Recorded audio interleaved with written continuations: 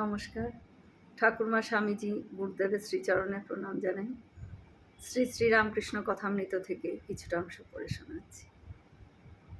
শ্যাম বসু বলছেন, মহাশয়, জন্মান্তর কি আছে? আবার কি জন্মাতে হবে? ঠাকুর বলছেন, ঈশ্বরকে বলো, আন্তরিক ডাকো, তিনিই জানিয়ে দেবেন।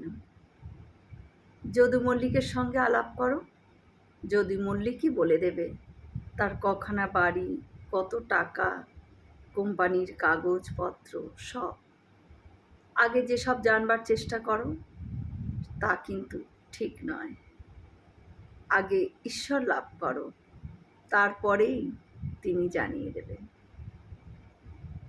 শ্যাম বসু বলছেন, মহাশয়, মানুষ সংসারে কত অন্যায় করে, পাপ কর্ম করে, সে মানুষ কি ঈশ্বর লাভ করতে পারে?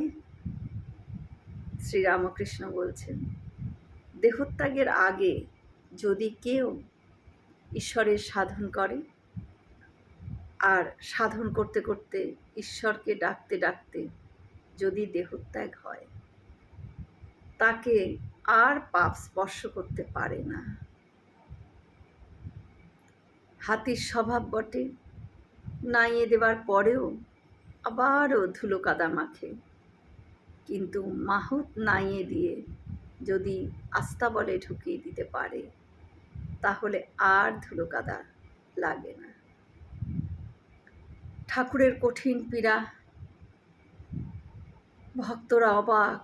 কৃপা সিন্ধু দয়াল ঠাকুর শ্রীরামকৃষ্ণ জীবের দুঃখে কাতর,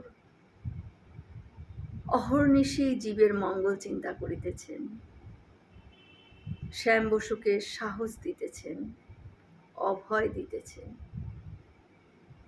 ঈশ্বরকে ডাকতে ডাকতে যদি দেহত্যাগ হয়, তবে আর পাপ স্পর্শ করতে পারে না। জয় শ্রী রামকৃষ্ণ।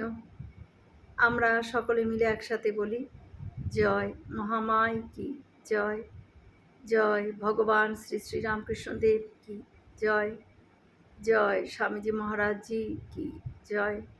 হয়তো অনেক ভুল ত্রুটি হয়ে গেল, ঠাকুর যেন আমায় ক্ষমা করে দেন। সকলে সুস্থ থাকবেন, আনন্দে থাকবেন। ঠাকুর মায়ের কৃপা দৃষ্টি সকলের ওপর বর্ষিত হোক। শুভরাত্রি।